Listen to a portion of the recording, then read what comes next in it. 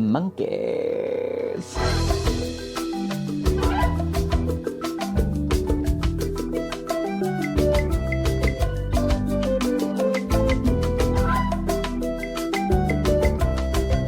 The Monkey Island series is, in many ways, a beacon for point-and-click adventure games. It was by no means the first of its kind, but its combination of charming art design, lovable characters, and slick sense of humor was enough to set it apart from the crowd so starkly that it still remains a fulcrum of the genre to this day. And yet, somehow, despite my deep love for and connection with the genre, I've never actually played one of its many entries. To tell you the truth, until now, a majority of my exposure to Monkey Island lay merely in cultural osmosis, passing mentions, recommendations, and of course, the deluge of references scattered throughout gaming webcomics I read when I was below the age of 10. I may not have known much about Ron Gilbert, Tim Schafer, or a Scum Engine, but I did know the name of the principal character, Guybrush Threepwood, mostly because I thought his name sounded funny. Appropriately, most characters in the actual games do too. But after some generous intervention from a friend, I finally sat down to play some of its most beloved titles, as well as its newest, and what I found was not only very enjoyable, but also surprising. Because, wouldn't you know it, like many other things I found myself loving over the years, Monkey Island was not without its share of controversy when concerning the topic of endings. Apparently, even one of the most revered entries in the franchise had people who thought its ending was best left forgotten, and the revival of that debate sparked hot with the ending to the newest game in the series. Being the bleeding heart that I am, I often find myself diving a little deeper into divisive conclusions like this, so naturally my curiosity was piqued. And what I found was, perhaps, one of my favorite endings to a game that I've played in many years. But why are so many people split on this issue? Why does something so beloved simultaneously generate so much frustration? And why exactly, uninfluenced by fandom consensus, did I find it so charming? That's exactly what we're here to discuss today, so let's chart a course, get out some grog, and find our way to where the X marks the spot, because let me tell you, if you're willing to look for it, there's treasure everywhere.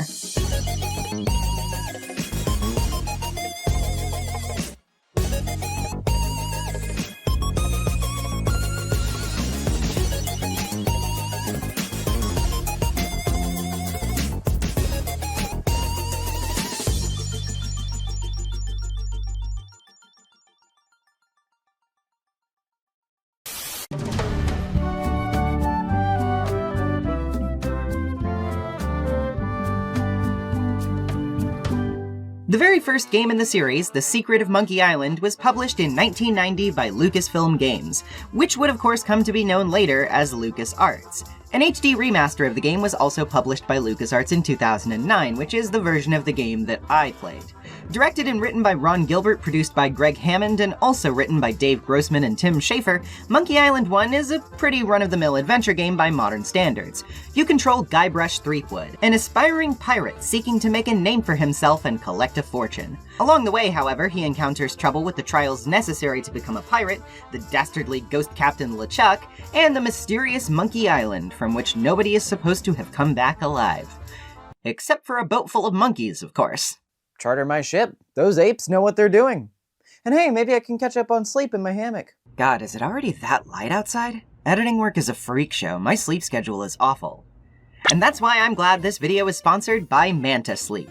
Whether you're up at ungodly hours like me, or if you just have difficulty keeping those eyes closed, Manta Sleep has an array of sleep masks which can help you weather the storm of sleepless nights. They're super adjustable, super cozy, and totally block the pesky light out, meaning I could doze off in the middle of all my fancy camera lights if I really wanted to. Pretty cool, huh? You know what else is cool? Their variety. Basic blackout mask, they got it. Weighted mask, they got it. Silk mask, they got it. Cooled or steamed masks to help your sinuses or moisturize those eyes, got it. Even a perforated Bluetooth mask for cozy breathing and soothing sleep music. I got that one. Because, I mean, how could I resist? A nap has never been easier with this thing, seriously. I'm not even the type that usually naps in the middle of the day because I struggle with all the sensory distractions, but something like this blocking my eyes and ears out in total relaxation, you'd be surprised how much of a difference that can make. This is the first sleep mask I've ever owned, and with this, I'm pretty sure I'll never need to turn to anyone else. I know there are a lot of you out there who get cozy with my longer videos, by the way, so just saying, that Bluetooth mask might serve you pretty well. And hey, if you use my custom code on screen or in the description, you can get 10% off whatever order you might make. Thanks again to Manta Sleep for sponsoring this video, and now that I've got my nap in, I can keep chugging along. Where was I? Oh right. Monkeys. From the very start, Monkey Island 1 is a game built from a very strong basis of identity. What I mean by this is that it's clearly the game Ron Gilbert and his cohorts wanted to make, reflecting a lot of their particular inspirations and ethos of design. While it certainly takes advantage of the basis of what came before it, the genre itself, the scum engine upon which its systems are based, it immediately makes these things bend around itself. For example, one thing Gilbert was very frustrated by at the time was the unforgiving nature of adventure game deaths, where whole swaths of progress could be lost in the process of messing up a puzzle and meeting an untimely demise, forcing the player to waste a lot of time to get back to where they were. As a result, Monkey Island barely features any actual methods of death, meaning the player can safely focus more on the puzzles themselves without having to get everything right on their first try. There's also the matter of the game's atmosphere, inspired, as Gilbert admits, by the Pirates of the Caribbean theme park ride. Remember that for later. And its humor, easily one of its most praised qualities. Every character interaction in this game is chock full of both excellent, varied characterization and also incredibly sharp wit. I've heard a lot of stories from people who grew up playing these games that they were laughing out loud while playing it as children, and I can absolutely see why, because there were more than a few times I was laughing out loud myself. I think we're having a real moment here. I've changed my mind. I can't give her up. You can have your money back. How could I sell something so dear? Then again, a deal's a deal, right? The dialogue trees, fairly new at the time, give the player a lot of legroom to engineer a unique combination of options that make each playthrough feel very individualistic, and thus the player also gets to feel involved with the process of creating that humor. No better is this seen than with the sword fighting mechanics, where Guybrush and his opponent trade barbs to get the upper hand on one another. Your ability to successfully string together a punchline is literally what allows you to win fights. All of these elements mashed together made not only for a refreshing, enjoyable, and infinitely replayable adventure game in its own right, but it also allowed for one of the most important elements of the series that I need to draw attention to from the start: personalization. While Guybrush's destination is always the same, and puzzle solutions often are too, how the player approaches these things is often up to their own discretion, meaning they get to feel like this is their own personal journey with Guybrush as the perfect surrogate. In fact, despite the fact that I played these games with voice acting by default, I think this speaks to why I've seen some fans who aren't so fond of the voice acting being included. In the original releases, obviously, Monkey Island 1 and 2 didn't have voices, so even the delivery of particular characters was largely left to player imagination. So I can imagine why having performances which actively influence and enforce the way a character is understood and portrayed may have taken away some of the feeling of personalization those early games seemed to engender. But ultimately, while I felt like this stuff was important to mention, both for context and to set up for points I want to make later, this video is supposed to be mainly narrative-focused. So let's actually talk about the game's story for a moment, shall we? Let me give you the skinny if you've never played it, which shouldn't be too tall a task considering the game's story is actually relatively simple. On the island of Melee, Guybrush Threepwood arrives with dreams of becoming a mighty and successful pirate, a task he can't yet accomplish without the approval of the pirate leaders. The leaders send him out on 3 trials to become a master of the sword, find a hidden treasure, and plunder something from the fancy-pants mansion of the governor, Elaine Marley. To complete these tasks, he trains himself to win in a duel against the swordmaster Carla, finds a buried t-shirt, and of course breaks into the governor's mansion. Elaine actually seems to like Guybrush, what with his himbo mannerisms and fail guy charm, but soon after she's kidnapped by the fearsome ghost pirate LeChuck, who whisks her away to the fabled Monkey Island as part of some kind of sinister scheme. Putting together a motley crew who doesn't want to help him, and buying a suspiciously rickety ship from a con artist named Stan, easily one of the funniest characters in the game in my book, Guybrush makes a potion to warp to Monkey Island, fires himself out of a cannon, and gets on his way. With the help of an old codger named Herman Toothrot, Guybrush explores the island and bridges the gap between the castaway and his longtime enemies, a group of cannibals who are getting surprisingly squeamish about actually participating in their namesake recently. Couldn't be me. elaborate on that? No. Given a bottle of apparent ghost-destroying voodoo elixir, Guybrush descends into the catacombs underneath the island's giant monkey head to find LeChuck and rescue Elaine. By the time he gets there, though, he finds out that LeChuck has already ditched Monkey Island and gone back to Melee to hold a wedding ceremony, after which he books it back to the game's start to Owen Wilson his way between them. What he doesn't realize until he gets there, though, is that in actuality, Elaine had it handled the whole time, and his intervention only actually ruined her own plans to take care of things. Guybrush is mollywopped around by LeChuck for a while, losing his seltzer, but discovers some root beer inside a grog vending machine down by the shipyard in the process, allowing him to spray LeChuck, causing his spirit to spring into the night sky, exploding like fireworks as he and Elaine enjoy the somewhat romantic moment. The story all told is a pretty simple one. It's your typical hero's journey with a bit of a comedic skew. Guybrush is of course the hero you deliver on his path to become big, but in reality, he's a bit of a klutz, not especially skilled at one particular thing, and kind of leaves a path of destruction in his wake. The person he's trying to rescue even would have probably been better off without him, but where he makes up for it is with his undeniable charm and earnestness. Guybrush as a protagonist isn't exactly what I'd call a macho man. He can be a bit smarmy and duplicitous when the need arises, but for the most part, he's very nice, sociable, and adorkably awkward. He's a very easily identifiable protagonist who has just enough of his own personality to stand as an individual character, while being flexible enough for a player to inhabit his shoes without much issue. Regardless of the nitpicking about voice acting, by the way, I have to say, I love the vocal performance given to him as provided by Dominic Armato. It really solidifies the sort of whimsical innocence of Guybrush to me, selling his clumsy charm so effortlessly that within minutes of listening to him, I'd already decided I loved the guy. Re-elect Governor Marley. When there's only one candidate, there's only one choice. Consequently, I find Elaine a bit refreshing in terms of how she's characterized for the time. Sure, she doesn't get a ton of spotlight, but it's funny to see the typical damsel trope turned sideways here, when you realize that she's arguably more competent than Guybrush by a country mile, and had only strategically played into her own kidnapping so she'd have a chance to defeat LeChuck. Speaking of LeChuck, god, what a great villain. He has an incredibly imposing aura, but also a lovably over-the-top bloodthirstiness, which means he's pretty much always walking the tightrope between hilarious and truly threatening. And I never felt as though he veered over that line and became too much of a joke. His vocal performance by Earl Bowen is also incredibly iconic, such a rich and booming voice, which immediately creates an impression, and honestly reminds me a bit of the majesty and presence of Jim Cummings' performance as Robotnik in Sonic Sat AM. Captain LeChuck, sir. There's nothing like the hot winds of hell blowing in your face.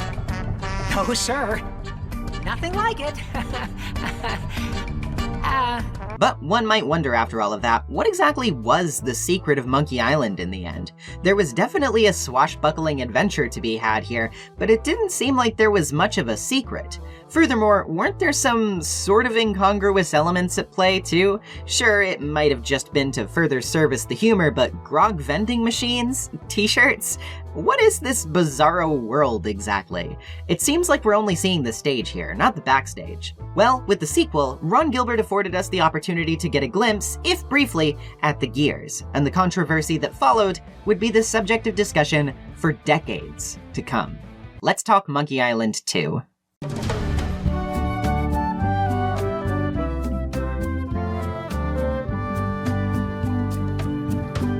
While Monkey Island 1 was certainly critically successful and had garnered quite a bit of praise for its efforts, it was difficult to tell if that success was translating into financial reward. Gilbert said it did pretty well, but wasn't exactly doing gangbusters, if you feel me. But in quite possibly the biggest Chad move of all time, Ron's team pretty much immediately started working on a sequel after the first game, without even really asking the company they were making it for. I mean, hell, even back then, Lucasfilm was one of the most successful entertainment companies ever. These are the guys who made Star Wars, so if you have their resources at hand to make something, it's hard not to feel like they can foot any bill under the sun, right? Thankfully for them, the company's work environment allowed for this to happen without much hassle at the time, something that is practically unheard of nowadays. And work on the sequel continued in earnest, leading to the release of Monkey Island 2, LeChuck's Revenge, in December of 1991, with yet another HD Special Edition in July of 2010. By the team's own admission, Monkey Island 2 is a game that's sort of about the difficulties of making a sequel, much in the same way the first game was reflective of their starting adventures as newly hired game developers. No matter what you do in the future, you will always be defined by your first big rodeo, and it can be intimidating to try and become something greater than that. For Guybrush, doing precisely that is a hurdle he's been struggling to leap over. He's told pretty much everyone about the tale of how he defeated LeChuck by now, even if not many of them are actually paying attention. But it means seldom little when, on his quest to find the treasure of Big Whoop, he deals with LeChuck's former first mate and gets summarily robbed, beaten, and put down on his luck once again. While he spends most of the game's first act humiliating Largo in return, running him off the island of Scab, his antics lead him to exposing a well-kept portion of LeChuck's beard to the guy, which he quickly steals to revive LeChuck himself. This means that not only does the player have a larger adventure ahead of them where they must collect multiple map pieces for Big Whoop across several islands, but there's also once again the looming threat of LeChuck's titular revenge, one he frequently makes known he's working on across the game's story. But trying to outdo himself isn't the only way in which Guybrush struggles here. Echoes of his past follow him everywhere, from his rivalry with LeChuck, his dead parents, and even his relationship with Elaine, who it seems is on constant outs with him ever since their first little meet-cute back on Melee. She seems embittered about the ways in which she finds him frustrating and incompatible with her, and even when he tries his best to capitulate to her preferences, she ultimately abandons him when she finds he's just after information about the treasure, given that she owns one of the map pieces for Big Whoop. It's a game that's just as rife with jokes and whimsy as before, no doubt. In fact, I'd say the humor in this game even outshines its predecessor in how meticulously funny it can be. Hey, I think the lid's stuck. Excuse me, friend? Could you see if the clasp is closed on this thing? But there's an underpinning of slowing progress, a yearning for what once was, which defines a lot of Guybrush's arc here. And as we continue on, that's going to become even more relevant than it is here. Quarter-life crises are real as hell. I make video essays on YouTube, so I understand this better than most people. Eventually, throughout the course of yet another series of shenanigans, Guybrush is able to locate Big Whoop's supposed hiding place, but finds himself falling into a strange underground building where LeChuck revives, chases him around, and creates a voodoo doll to torture him, much like Guybrush did for Largo at the game's start. While he is able to retaliate by quickly making a similar doll of LeChuck himself, this leads to the game's ending, which for many was very controversial. In a bit of a comedic pastiche of Star Wars, LeChuck reveals himself to be Guybrush's brother, Chucky, who says he was sent after Guybrush by their parents. The two are interrupted by a man in a somewhat asynchronous for the time period work uniform who calls them kids and tells them they shouldn't be in here. When they exit the tunnel above ground, they appear as children, returning to a set of parents who've been looking for them in a theme park called Big Whoop. The two leave, though Chucky's eyes glow evilly, and after the credits, Elaine remains above ground wondering if Guybrush got into some trouble with LeChuck. This left a lot of questions up in the air, but for a lot of people it also left a sour taste in their mouths. Was all of this just a fantasy? Was any of it real? What exactly were the implications being made here? Was Guybrush just some kid imagining everything that happened across the past two games? Well, there are certain signs which point to this possibility. The grog vending machines, the t-shirt, the fourth wall breaking, the cartoon physics, so much of this does sort of reek of a child's imagination. Even smaller elements like root beer causing LeChuck to die, Elaine's ease in uprooting her entire life to another island, or the convenient reappearance of previous characters seem to fit well with the limitless imagination of a child. Not everything has to make sense if it's fun, right? But this sets the stage for a divide among fans. Some people enjoyed this cute little suggestion, even as vague as it was, but some fans were pretty determined to ignore this ending, arguing that were everything truly fake, it would mean nothing at all. All of the story and characters would be rendered null and void, and the next game would have to do a lot to render this palatable for many. The future was looking like it could be pretty grim for Monkey Island if it didn't do something to sate those fans fast, and it's hard to say that what happened next was necessarily unexpected.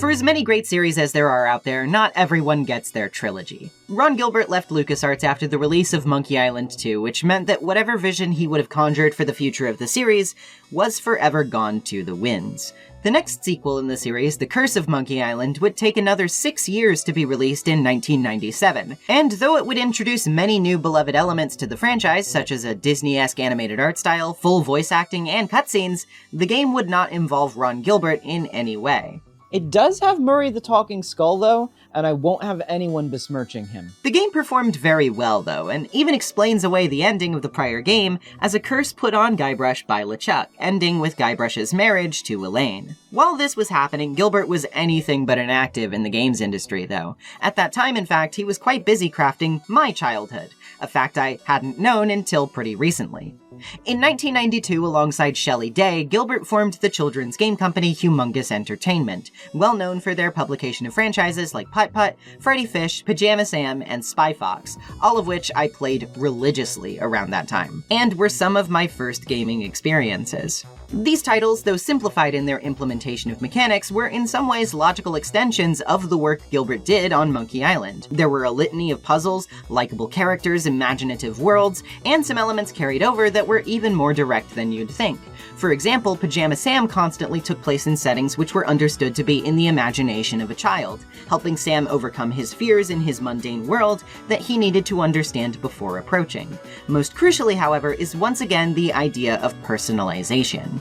Even more so than in Monkey Island, Humongous games were big on the uniqueness of a person's gaming experience, often featuring multiple different variations on puzzles and game events, which would randomly shuffle whenever the game was booted up.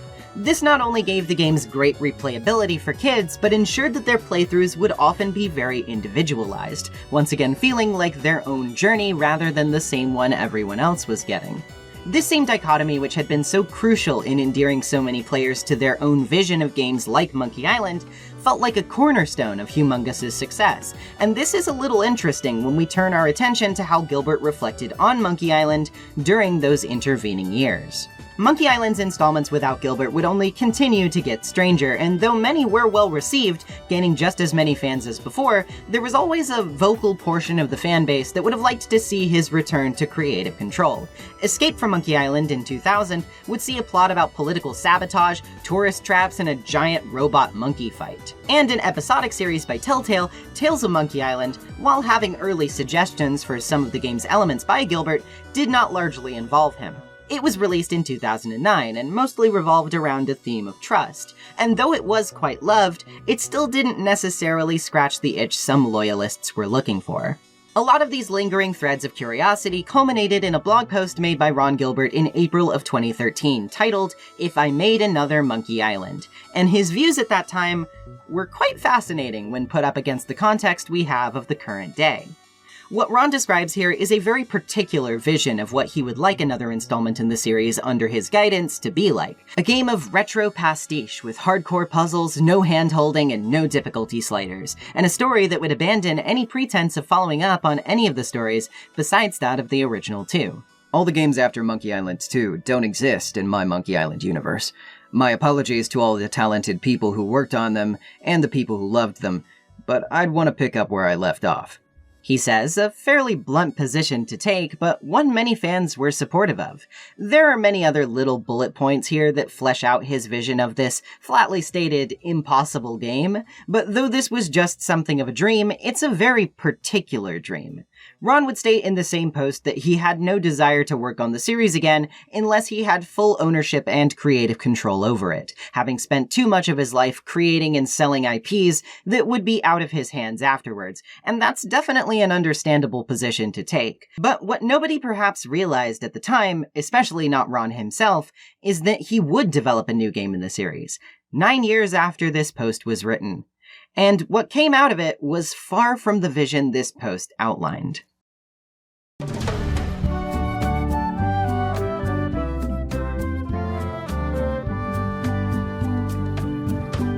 The rights to Monkey Island eventually found their way into the hands of the Walt Disney Company in 2012, as a result of their acquisition of Lucasfilm. It was at that point that, as a result of some industry connections, Dave Grossman was able to get the ball rolling and see if Disney would be willing to talk shop on a new installment, one involving both he and Gilbert.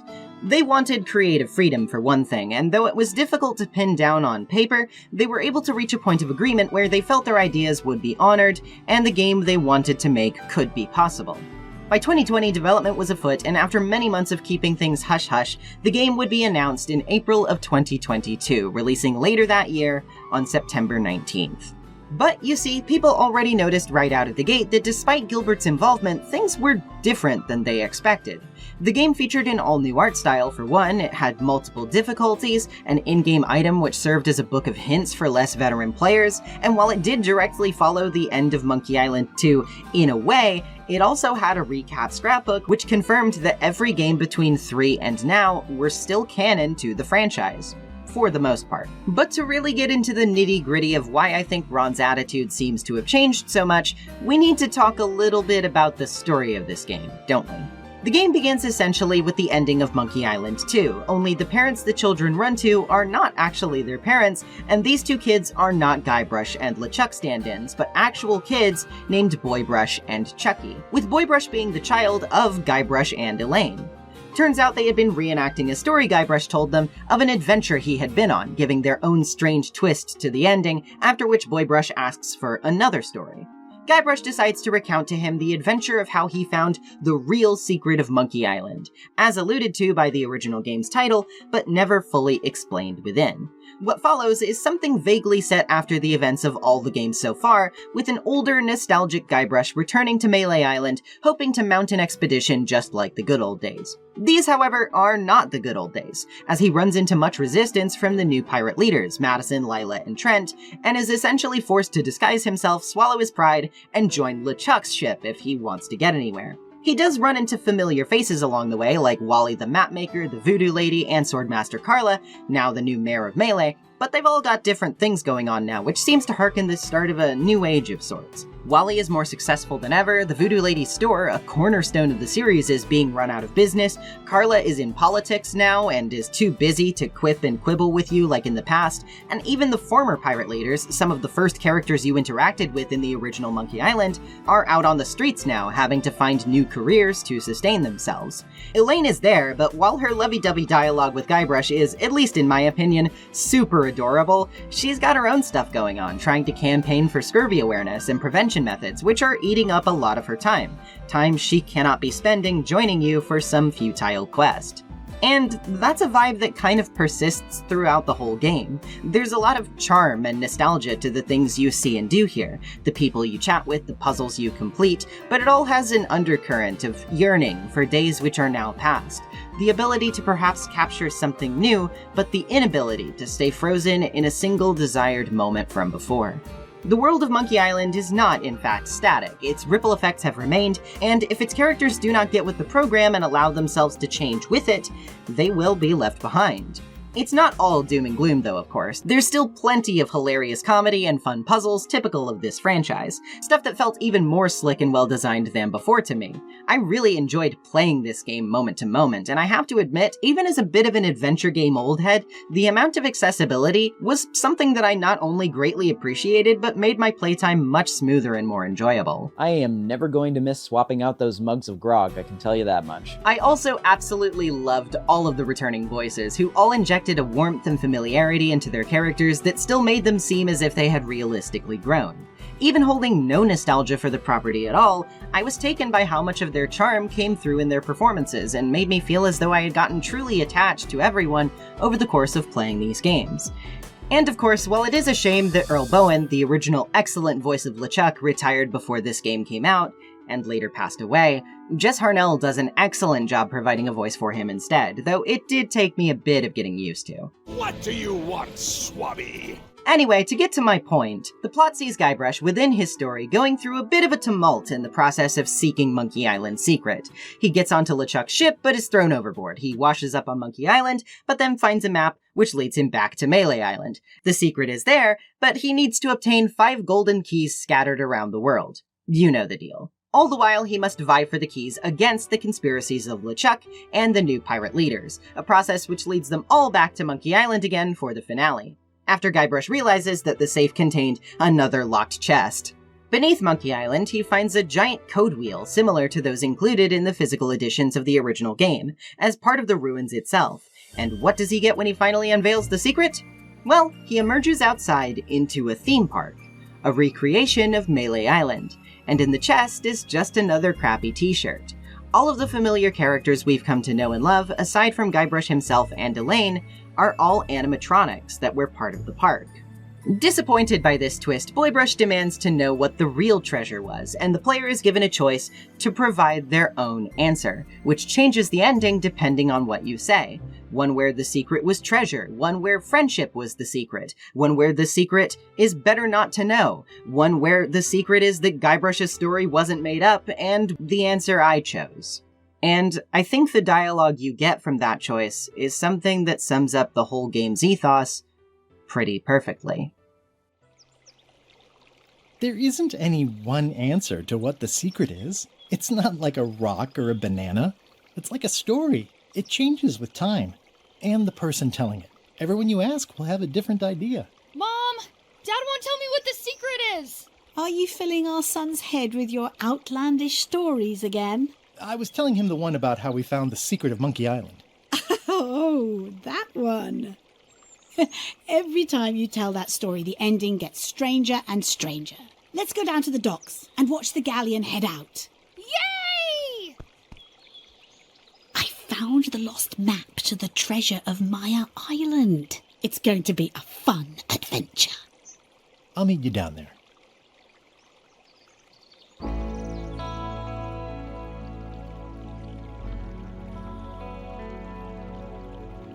And as Guybrush sat, contemplatively looking off into the distance, I felt a lot of things about that. I didn't know at the time that there were people out there who really hated this ending. I think I may be able to understand where they're coming from, too, of course. Everything is subjective when it comes to art, after all. But if you'll allow me a bit of an indulgence, I want to talk about why I felt so impacted by this, in a way that made me think this ending was not only brilliant, but the perfect way for this story to wrap up. When you finish the game for the first time, you can find a letter from the developers hidden in the back of the scrapbook feature on the menu. And this letter is so revealing. June 18th, 2020. Development won't start for another month or so, but we've been thinking about this for a while. It seems like a good time to jot down a few thoughts and then stash them away as a sort of time capsule message to our future selves about what we're setting out to do with Return to Monkey Island. Who knows? We might learn something. Monkey Island has historically been a reflection of the lives of the people who made the games. The secret of Monkey Island was about a young person setting out to pursue an exciting new career. As designers in our 20s, that is what we all were. The sequel, LeChuck's Revenge, was in many ways about the difficulties of making a sequel, or at least about what one does immediately after something that felt like a great success, but which went unnoticed by most of the world at large. Many years, 20 later, after Guybrush had gone on a couple of adventures with other teams who had their own hopes and challenges, we set out to make Tales of Monkey Island as a story about trust. And it is, but what jumps out the most for us is that it feels like a story about grown-ups, because that's what we were. Many of us in our 40s by then, with children and lives and a lumpy, encrusted layer of experience. We're well into our 50s now. We've had lengthy careers, we've made a lot of games, but Monkey Island still defines us to a certain degree. Or at least in the minds of many, we are those guys who made that game a long time ago. And it feels like there's some unfinished business there.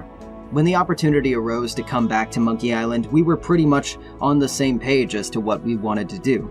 Guybrush, like us, is older now, and he's had a long and reasonably successful career, but he's mostly associated with something that happened a long time ago, and that feels unfinished to him. The game is a goofy pirate adventure, the same as always, but also it's a story about trying to recapture the past, with all its alleged youthful strength and glory. Guybrush will both succeed and fail at this. He will sort of get what he wants, but it won't be what he expected. I predict the same for us. Ron Gilbert, Dave Grossman. So much of Monkey Island as a series is defined in two distinct ways: what came from its creators and what came after. Ron and his team were heavily involved in the inception of the series. The starting points of both original games were intertwined with where they themselves were in their careers, and their fingerprints are so fundamental to those projects that you cannot separate them out of it. When Ron left, understandably, many original fans were left yearning for his touch to reappear in those games and make them more like Monkey Island. But after a certain point, more of Monkey Island existed that hadn't been guided by Gilbert and his original crew than that which did. And to those people, the ones who got into the series through media from Curse and beyond, you wouldn't exactly call them fake fans, would you? Those entries doubtlessly had many elements unique to themselves that Ron, as an individual artist, would not have considered. He made that abundantly clear in that blog post, after all. But one thing about art, about stories, is that they are a collaborative process, right? Even the most single-minded works of authorship can be reinvented by others long after their authors go to the grave. Things telephone outward and morph within the time and culture they're available in, or else persist outside of them until they morph even more. If we dismissed everything that didn't happen in Monkey Island 1 and 2, you wouldn't have Guybrush and Elaine's marriage, you wouldn't have Murray the Talking Skull, who is hilarious, I love him, you wouldn't have the animated art style of Curse, hell, you wouldn't even have most of the voice cast, like Dominic Armato or Alexandra Boyd, whose voices are so fiercely intertwined with their characters now that I genuinely can't imagine them without those performances. So, on one hand, yes, Return to Monkey Island is about a lot of things, and one of those things is certainly legacy and the ways in which we can't fully recapture a past moment. It is also, though, about stories, how we tell them, and how those stories are shaped through our interactions with other people. The Ron Gilbert of that 2013 blog post was so self-assured that his singular vision was the one he wanted to focus in on, that no other input from the many other writers who touched the series since his departure was important because those ideas weren't his own. That doesn't, of course, mean that he didn't respect their ideas, or thought they were all horrible, just that he didn't see a huge need to continue on from those ideas in his own work because it was his work.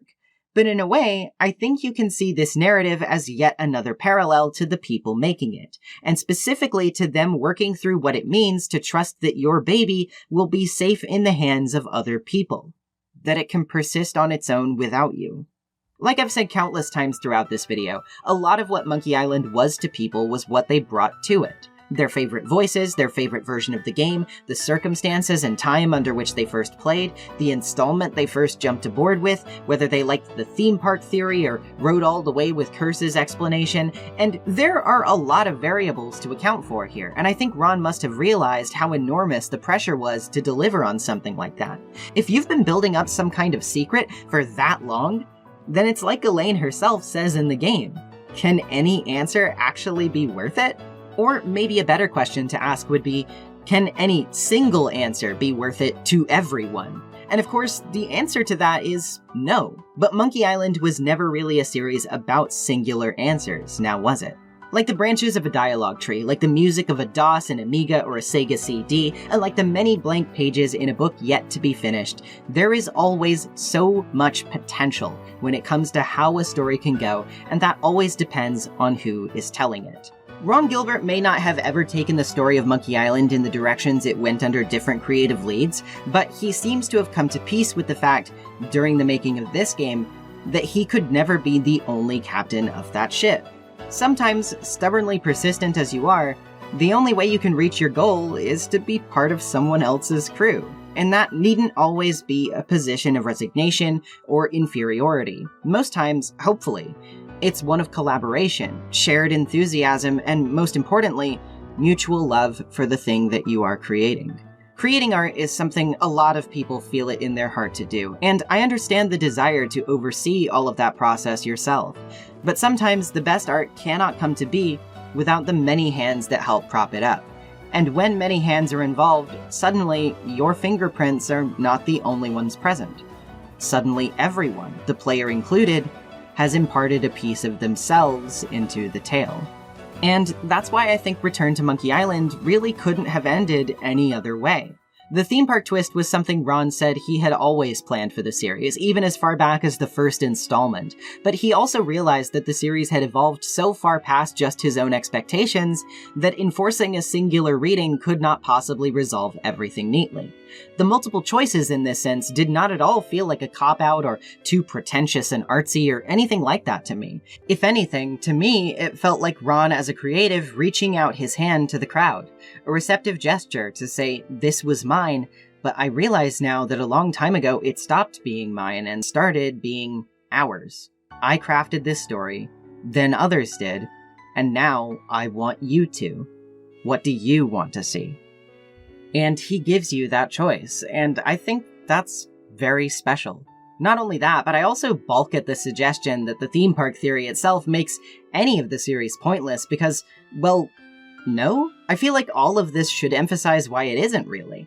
Think about it. What's more pure and important than the imagination of a child? The formation of your identity, the boundless scope of adventure you can imagine in your own head. That, in and of itself, is a form of storytelling we tap into when we are at our most malleable, and by its very nature, we are usually already collaborating with others to form it.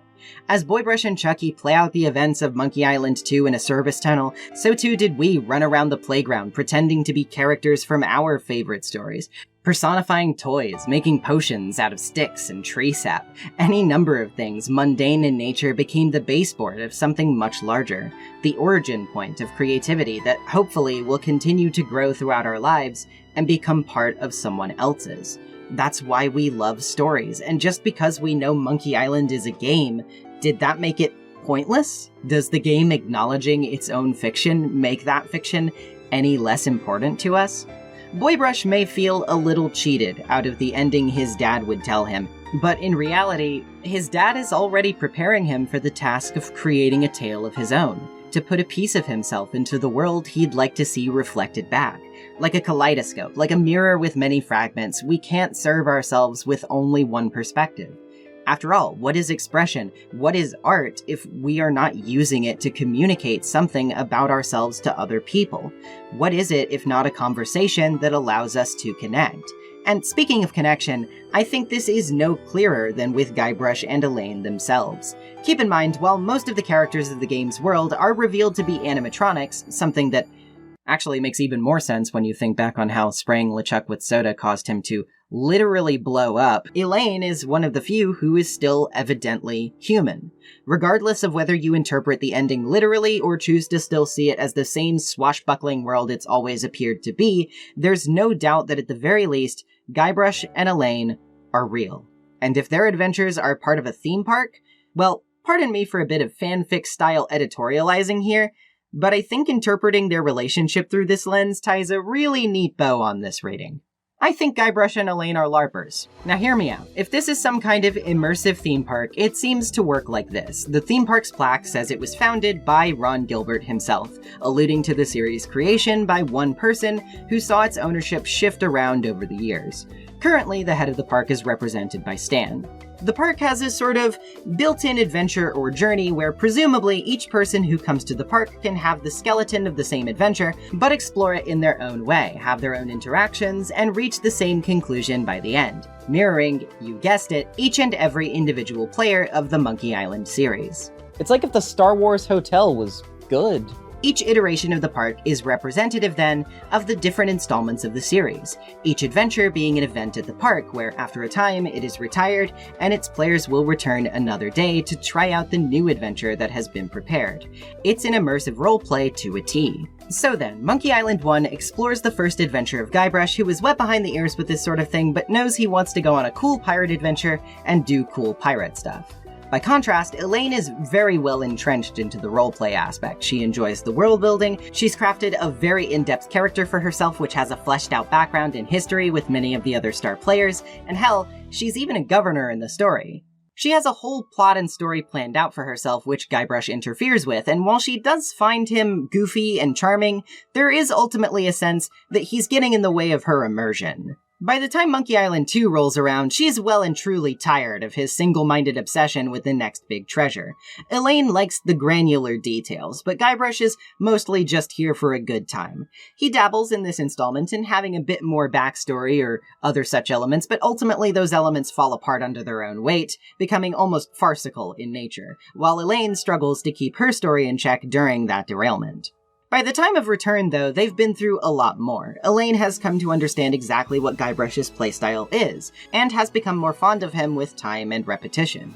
Guybrush, at the same time, realizes that his and Elaine's experiences are not always predicated on the same kind of enjoyment. He knows they both enjoy a similar thing, a similar game, but he also acknowledges that they don't both need to have an identical experience to share that joy with each other. He'll go off on his own, having the type of adventure he always likes to have, and Elaine will immerse herself in the roleplay with various characters, try to address current events within the story's world, and allow her duties to intersect with those of her husband's when their stories happen to logically line up. They don't simply seek what they want individually at the other's expense, they both get to enjoy what matters to them and get something out of it, while being able to share that love at the same time. In a sense, they are the duality of interpretation that this particular story is so happy to champion. Elaine is the theme park theory to Guybrush's curse theory, in a way, the Ron Gilbert to many writers who came after. When working apart and against one another, things could only sour for their relationship, but in symbiosis, they thrive. Through both of their experiences, the player is also poised to choose which style of play matters the most to them, allowing them to interpret this both as a story about the stories we tell ourselves and others, and how they evolve through outside input, or just as it always has been, a story of romance, of treasure, and of pirate adventure. And neither of those interpretations are wrong.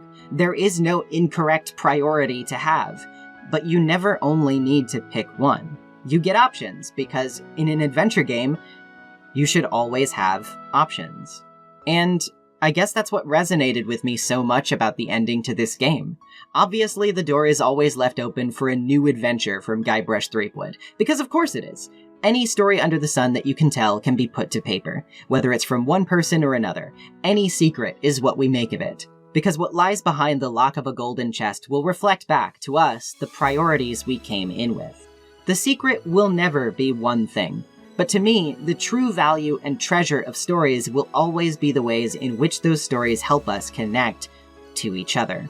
Through conversation, through analysis, debate, and opinion alike, we are all drawn to the same campfire, to spin a yarn, to laugh, cry, and shout. My playstyle may not be the same as yours, but I hope you still get what you want, because that's how we get to know more about each other. That's why everyone's adventure matters. And we will both succeed and fail at this. We will sort of get what we want, but it won't be what we expected.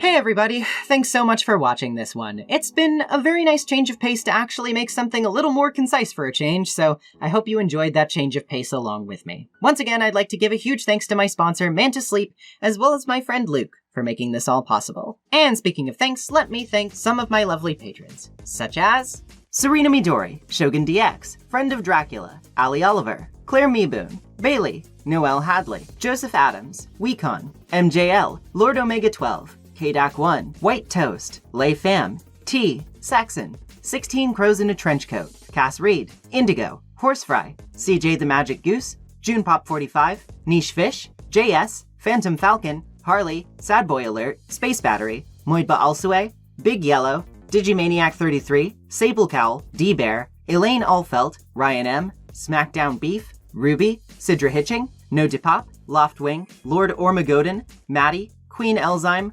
Waterbrat, Nicole Clark, Deviant Witch, Zero Enderborn, Daryl Alcorn, Bankpads, and Clovercool. If you'd like to be a part of that reel, head on over to my Patreon below, where you can support the creation of my videos and get some sweet perks for your trouble, including entry into my community Discord server. Ko-fi is also available for one-time donations, and becoming a channel member will also support me, while giving you access to some fun channel emojis for premieres or streams, which I do pretty often these days. I stream live reads of stuff like Umineko every week, and I'm also chipping away at a blind playthrough of Ace Attorney 5 Dual Destinies, if you're a fan of my Ace Attorney stuff, and are at all curious to see what I think about it. Thank you so much once again for watching if you've made it this far, and I'll see you all in the next one. Peace.